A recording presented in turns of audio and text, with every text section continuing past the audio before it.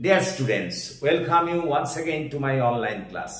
দেখো আজ আবার আমরা একটা নতুন পর্ব নিয়ে স্পোকেন ইংলিশের নতুন একটা পর্ব নিয়ে তোমাদের সামনে হাজির হয়েছি এবং তোমরা জানো আমরা নাইদার নরের ব্যবহার শিখছি। গতদিন আমরা নাইদার নরের দুটো ব্যবহার শিখেছিলাম। দেখেছিলাম যে যদি একই বাক্যে দুটি কর্তা থাকে, দুটি সাবজেক্ট, দুটি ভিন্ন সাবজেক্ট কিন্তু দুটি ভিন্ন কর্তা থাকে এবং যদি সেই বাক্যে কেউই নয়, এও নয় ও নয়, এই টাইপের অর্থ বোঝায়, তাহলে সেখানে কিভাবে নাইদার নর ব্যবহার করতে হয় সেটা আমরা দেখেছিলাম। সেক্ষেত্রে বাক্যের নাইদার নরের ব্যবহার হলো এরকম: প্রথমে নাইদার বসাতে হবে, তারপর ফার্স্ট সাবজেক্ট, তারপর নর, তারপর সেকেন্ড সাবজেক্ট, তারপরে তোমার টেন্স অনুযায়ী বাক্য গঠন। যেমন মনে করো আমি যদি বলি রাম ও শ্যাম কেউই আজ আসবে না, তাহলে নাইদার, দেখো কেউই আসবে না, কেউই নয় আছে, তাহলে নাইদার প্রথমে বসালাম, তারপর ফার্স্ট সাবজেক্ট রাম, তারপর নর, তারপর সেকেন্ড সাবজেক্ট শ্যাম, তারপর এবার আসবে না, এটা ফিউচার ইনডিফিনিটে আছে, তাহলে নাইদার রাম নর শ্যাম উইল কাম টুডে। কথাটা বোঝার চেষ্টা করো। আমরা এরকম এই জিনিসটা আগের দিন পড়েছি এবং তারপর আমরা দ্বিতীয় যেটা শিখেছিলাম যে কর্তা একটাই কিন্তু দুটো অবজেক্ট। অর্থাৎ মনে করো আমি এরকম বলেছিলাম এটাও নয় ওটাও নয়, সেক্ষেত্রে কি হবে সেই বাক্য আমরা গঠন করা শিখিয়েছি। তো আজ আমরা নাইদার নরের দুটো আলাদা ইউজ, দুটো নতুন ব্যবহার শিখব। আজকে যে দুটি ব্যবহার শিখব সেটা হলো যে যদি একই বাক্যে দুটি ভিন্ন ক্রিয়াপদ থাকে এবং নঙর্থক অর্থে, না সূচক অর্থে। আবার শোনো, যদি একই বাক্যে দুটি ভিন্ন ক্রিয়াপদ থাকে, একই বাক্যের মধ্যে তারা আছে দুটি ভিন্ন ক্রিয়াপদ এবং দুটি ভিন্ন ক্রিয়াপদ মানে দুটো ভিন্ন ভার্ব আর কি, দুটো আলাদা আলাদা পৃথক পৃথক ভার্ব যদি নাসূচক অর্থে ব্যবহৃত হয়, তাহলে সেক্ষেত্রে কীরকমভাবে বাক্য গঠন করবে। যেমন ধরো যে সে আজ খায়নি ঘুমায়নি, দেখো খায়নি একটা ক্রিয়া, ঘুমায়নি একটা ক্রিয়া, তাহলে সেই সমস্ত ক্ষেত্রে বাক্য গঠন করব কি করে। বা মনে করো সে আজ পড়েও নি, স্কুলও যায়নি, তাহলে দেখো এই যে পড়েও নি, যায়নি, খায়নি, ঘুমায়নি, এগুলো সবই কিন্তু ক্রিয়াপদ। এক একটা বাক্যে দুটো করে ভিন্ন ক্রিয়াপদ আছে এবং না সূচক অর্থে ব্যবহৃত হচ্ছে, তাহলে সেক্ষেত্রে আমরা বাক্য গঠন করব কি করে। দেখো সেক্ষেত্রে বাক্য গঠনের নিয়ম হলো প্রথমে সাবজেক্ট বসাবো, তারপর নাইদার, প্রথমে সাবজেক্ট, তারপর নাইদার, তারপরে কিন্তু ফার্স্ট ভার্ব টেন্স অনুযায়ী, তারপর নর, তারপর সেকেন্ড ভার্ব টেন্স অনুযায়ী, তারপর অন্যান্য যে অংশ থাকবে। যেমন মনে করো আমি যদি বলি সে আজ এখানে আসবেও না খাবেও না, সে আজ এখানে আসবেও না খাবেও না। দেখো আসবে না আসাটা তো ক্রিয়া, আর খাবে না খাওয়াটা তো ক্রিয়া, দুটো ক্রিয়াপদ না সূচক অর্থে আছে। তাহলে এক্ষেত্রে আমরা কি করে নাইদার নট ব্যবহার করব। তাহলে এক্ষেত্রে নিয়ম হলো প্রথমেই সাবজেক্টকে ব্যবহার করব। তাহলে হি, তারপরে দেখো neither, he neither, clear.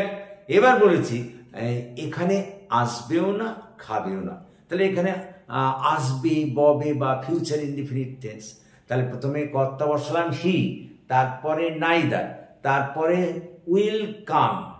Will come কেন বসাচ্ছি, কারণ এটা তো ফিউচার ইনডিফিনিট, শ্যাল বা উইল লাগবে আর মূল ক্রিয়ার প্রেজেন্ট রূপ। তাহলে হি নাইদার উইল কাম নর, আবার বলেছি খাবে, তাহলে এটাও future indefinite, will it here. তাহলে হি, তারপর বললাম নাইদার, তারপর উইল কাম নর উইল ইট হেয়ার, সে আজ এখানে খাবেও না আসবেও না। আমি আবার বলি, যদি দেখো এরকম বা কোনো বাংলা বাক্যে দুটি ভিন্ন ক্রিয়াপদ আছে এবং না সূচক অর্থে তারা ব্যবহৃত হচ্ছে, তাহলে সেক্ষেত্রে বাক্য গঠন করতে গেলে প্রথমে কর্তা বসাবো, তারপর নাইদার, তারপর ওই ফার্স্ট ভার্বটাকে বসাতে হবে, প্রথম যে ভার্ব টেন্স অনুযায়ী, তারপর নর, তারপর সেকেন্ড ভার্ব টেন্স অনুযায়ী, তারপর অন্যান্য ফর্ম। যেমন মনে করো আমি যদি বলি যদু আজ স্কুলে যায়নি, পড়াও করেনি। যদু আজ স্কুলে যায়নি, পড়াও করেনি। তাহলে দেখো যায়নি, পড়া করেনি, দুটোই কিন্তু ভার্ব আছে। তাহলে আমরা প্রথমেই কি বসাবো আমাদের নিয়ম অনুযায়ী? দেখো প্রথমে আমি বলেছি সাবজেক্ট, তাহলে কে? যদু। তাহলে যদু নাইদার, এটা হচ্ছে যায়নি, মানে এটা হচ্ছে তোমার বুঝতেই পারছো এটা আমাদের এ টেন্সে আছে, পাস্ট ইনডিফিনিট। তাহলে Jadu neither went to school nor, এই যে ওয়েন্ট ব্যবহার করলাম যায়নির জন্য, Jadu neither went to school নর।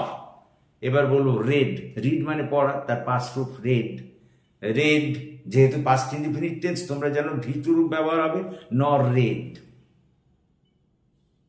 আমরা আবার বলি, তাহলে কি হলো? Jadu neither went to school nor read, তার মানে যদু স্কুলও যাওনি, পড়েওনি। এরকম শত শত বাক্য তোমরা করতে পারো। যেমন করো রিনা ফাংশনে নাচেওনি, গায়নি, দুটো জিনিস দেখো। তাহলে রিনা neither danced nor sang in the function। কথাটা বোঝার চেষ্টা করো। তার মানে এইরকম তুমি শত শত, যেমন করো মা রান্না করেওনি, ঘুমায়ওনি। তাহলে মাদার সাবজেক্ট হলো neither cooked nor slept। এইভাবে আমাদের করতে হবে। তার মানে আমরা বলতে চাইছি যে যদি বাংলা বাক্যে দেখো দুটো ক্রিয়াপদ আছে, দুটো ভিন্ন ক্রিয়াপদ আছে এবং না সূচক অর্থে, তাহলে সেখানে তোমাকে বাক্য গঠন করতে গেলে প্রথমেই তোমাকে আগে ওই সাবজেক্ট বসাতে হবে, তারপর নাইদার, তারপর টেন্স অনুযায়ী অবশ্যই ফার্স্ট ভার্ব, তারপর নট, তারপর টেন্স অনুযায়ী সেকেন্ড ভার্ব, তারপর অন্যান্য অংশ। এরপরে যেটা আমরা করব, আচ্ছা দেখো এখানে আমরা একটা বাক্য দিয়েছি, সেই বাক্যটাকে আমরা লিখি। তাহলে দেখো এখানে যে বাক্যটা আছে, যদু গতকাল সাঁতার কাটেওনি, পড়েওনি। দেখো যদু গতকাল সাঁতার কাটেওনি, পড়েনি, তাহলে এখানে সাবজেক্ট কে? যদু। তাহলে যদু লিখলাম, তারপরে নাইদার লিখতে হবে, তো যদু নাইদার। তারপরে এবার দেখো সাঁতার কাটেনি, সাঁতার কাটা ইংরেজি তো আমরা জানি সুইম, তাহলে এটা পাস্ট ইনডিফিনিট বলে ভি2 রূপ হবে, যদু নাইদার সোয়াম, সুইম থেকে সোয়াম, ভি2 রূপ হলো। তারপর নর, তারপর সেকেন্ড ভার্ব, তার মানে কি আছে দেখো পড়া, তাহলে নর রেড, রেড হলো ইয়েস্টারডে, গতকাল। ক্লিয়ার? তাহলে কি হলো? যদু নাইদার সোয়াম নর রেড ইয়েস্টারডে, যদু সাঁতার কাটেওনি, পড়েও। তারপরেরটা দেখো, এবার বলছি যে যদি কোনো বাক্যে দুটো ইনফিনিটিভ না সূচক অর্থে, ইনফিনিটিভ মানে জানো আমরা যখন বলছি গো মানে যাওয়া, কিন্তু টু গো যেতে, এটা হয়ে গেল ইনফিনিটিভ। ভার্বের সঙ্গে ভার্বের মূল ক্রিয়া মানে মূল যে ভার্ব তার সঙ্গে যদি তুমি টু যোগ করো তাহলে সেটা ইনফিনিটিভ হয়। করতে, খেতে, যেতে, নাচতে, এরকম গুলোকে বলা হয় ইনফিনিটিভ। তার মানে কোনো বাক্যে যদি দুটো ইনফিনিটিভ ভিন্ন দুটি ভিন্ন ইনফিনিটিভ না সূচক অর্থে ব্যবহৃত হয়, তাহলেও সেক্ষেত্রে নাইদার ব্যবহার করতে হবে। যেমন করো সে আমাকে আসতেও বলেনি, খেতেও বলেনি। সে আমাকে আসতেও বলেনি, খেতেও বলেনি। যদু রিনাকে গাইতেও বলেনি, নাচতেও বলেনি। তাহলে দেখো যে গাইতে, নাচতে দুটো ইনফিনিটিভ না সূচক অর্থে। তার মানে যদি কোনো বাক্যে দুটো ইনফিনিটিভ না সূচক অর্থে ব্যবহৃত হয়, তাহলে সেক্ষেত্রেও নাইদার হবে। যেমন মনে করো আমি এখানে লিখেছি, যদি কোনো বাক্যে দুটি ইনফিনিটিভ না সূচক অর্থে ব্যবহৃত হয়, তাহলে সেক্ষেত্রেও নাইদার নট ব্যবহৃত হয়। যথা আসতেও বলেনি, খেতেও বলেনি, এটা হলো। নাচতেও বলেনি, গাইতেও বলেনি। তাহলে দেখো নাচতে, গাইতে, এগুলো সব ইনফিনিটিভ, তে প্রত্যয় যোগ থাকলে ইনফিনিটিভ হয়। কথাটা বোঝার চেষ্টা করো। সেক্ষেত্রে বাক্য গঠন করতে গেলে প্রথমে সাবজেক্ট, তারপর টেন্স অনুযায়ী ভার্ব, কথাটা বোঝার চেষ্টা করো, তারপর অবজেক্ট, তারপর অবজেক্ট হচ্ছে, তারপর নাইদার, তারপর ফার্স্ট ইনফিনিটিভ, তারপর নর, তারপর সেকেন্ড ইনফিনিটিভ, তারপর অন্যান্য কর্ম। কথাটা বোঝার চেষ্টা করো। প্রথমে সাবজেক্ট, তারপরে টেন্স অনুযায়ী ভার্ব, তারপরে অবজেক্ট, তারপরে নাইদার, তারপর ফার্স্ট ইনফিনিটিভ, নর, সেকেন্ড ইনফিনিটিভ, তারপর অন্যান্য কর্ম। যেমন মনে করো আমি যদি এরকম বলি, সে আমাকে নাচতেও বলেনি, গাইতেও বলেনি। সে আমাকে নাচতেও বলেনি, গাইতেও বলেনি। সে আমাকে ফাংশনে নাচতেও বলেনি, গাইতেও বলেনি। তাহলে প্রথমে আমাকে দেখো কি বসাতে হবে, সাবজেক্ট, কে, সে, হি। তারপরে বলা হচ্ছে ভার্ব।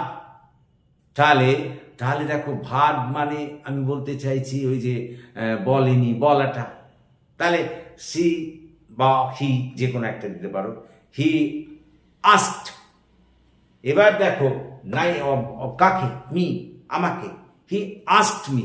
তারপর নাইদার, টু ড্যান্স, নাচতে, নর, তারপরে টু সিং, গাইতে, ইন দ্য ফাংশন। কথাটা বোঝার চেষ্টা করো। তাহলে প্রথমে আমাকে সাবজেক্ট বসাতে হবে, তারপর টেন্স অনুযায়ী ভার্ব, তারপর অবজেক্ট, তারপর নাইদার, তারপর ফার্স্ট ইনফিনিটিভ, তারপর নর, তারপর সেকেন্ড ইনফিনিটিভ, তারপর অন্যান্য যদি কিছু থাকে। যেমন মনে করো যদি আমি এরকম বলি, সে আমাকে রাতে রুটি খেতেও বলেনি, ভাতও খেতে বলেনি। সে আমাকে রাতে রুটি খেতে বলেনি, ঘুমোতেও বলেনি। দুটো ক্রিয়া হতে হবে আলাদা আলাদা, দুটো ক্রিয়া হতে হবে। সে আমাকে রাতে খেতেও বলেনি, ঘুমোতেও বলেনি। ধরো এটা দিয়েছে, সে আমাকে রাতে খেতেও বলেনি, ঘুমোতেও বলেনি। তাহলে কে বলেনি, কর্তা হি। তারপরে বলা এখানে আস্কড, হি আস্কড। তারপর কাকে, মি, আমাকে। তারপর এবারে নাইদার। এবার খেতে, খাওয়া ইংরেজি কি, টু ইট। তারপর নর, তারপরে to sleep in his house, তার বাড়িতে। তাহলে he asked me neither to eat nor to sleep in his house. এরকম শত শত বাক্য তোমরা করতে পারো। দেখো আমরা এখানে একটা বাক্য লিখেছি, সে আমাকে তার বাড়িতে আসতেও বলেনি, খেতেও বলেনি। তাহলে কর্তাকে হি হলো, তারপরে আস্কড, তারপরে দেখো টেন্স অনুযায়ী ভার্ব হলো এই যে হি আস্কড, তাই না? তারপর কাকে, আমাকে, মি। তার আসতেও, নাইদার আগে লিখতে হবে, NEITHER, নাইদার। আসতেও মানে টু কাম, নর। তারপর সেকেন্ড কি আছে দেখো, খেতেও, তাহলে নর টু ইট। তাই নাকি? কোথায়, তার বাড়িতে, in his house, in his house. তাহলে কি হলো, he asked me neither to come not to eat in his house. কথাটা বোঝার চেষ্টা করো। বা যদি আমি বলি, আমি তাদের খেলতেও বলিনি, আমি তাদের মাঠে খেলতেও বলিনি, আমি তাদের মাঠে খেলতেও বলিনি, নাচতেও বলিনি। তাহলে কি হবে, আই করতে হবে, কে, আমি, আই আস্কড। এখানে বলা অর্থে আস্কড হচ্ছে। কেন আস্কড লিখছি, দেখো যেহেতু পাস্ট ইনডেফিনিট টেন্স, মূল ক্রিয়ার পাস্ট রূপ বসাতে হয়, সেজন্য আস্কড লিখছি। He asked, I asked them, কাদের, তাদের। এবারে আমাকে একটা নাইদার বসাতে হবে। নাইদার টু প্লে, খেলতে, নর টু সিং, গাইতে। কোথায়, ইন দ্য গ্রাউন্ড। তাহলে I asked them not to play, neither to play not to sing in the ground. Clear? এইরকম ভাবে তোমরা শত শত বাক্য কিন্তু গড়তে পারো নাইদার নর দিয়ে। ক্লিয়ার? তাহলে আজকে আমরা দেখলাম নাইদার নরের শেষ দুটো ব্যবহার। আগের দিন দুটো দেখেছিলাম, আজকে দুটো দেখলাম। এই নিয়ে কিন্তু আমাদের নাইদার নরের ব্যবহার হয়ে গেল। তাহলে আমি আজকে এই দুটো যে জিনিস শেখালাম এই দুটো ভালো করে তোমাদের প্র্যাকটিস করতে হবে। ক্লিয়ার? তো that's all for this day. আশা করি তোমরা বুঝতে পেরেছো, এবং এগুলোকে বাড়িতে কিন্তু প্র্যাকটিস করতে হবে, না প্র্যাকটিস করলে কিন্তু হবে না। Clear? So that's all for this day. Thank you for watching and listening. So please comment, share and subscribe to my channel.